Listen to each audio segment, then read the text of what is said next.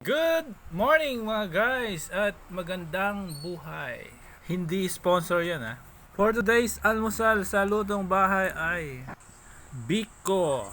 Sa isang mainit na kawali, ilagay ang 400 grams na gata, 1/2 kilo ng brown sugar para ito sa 1 kilong malagkit at 2 teaspoon ng asin.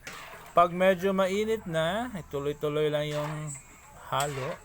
Karamihan sa atin alam naman kung bakit tuloy-tuloy ang halo para hindi dumikit sa ilalim ng kawali. Yan, tuloy-tuloy lang hanggang sa kumulo. Yan, medyo kumukulo na. Yan, luto na yung gata natin at ang ating asukal. Tapos lagyan natin ng lemon flavor para maiba naman. At yan, i-mix na natin ang ating malagkit sa gata.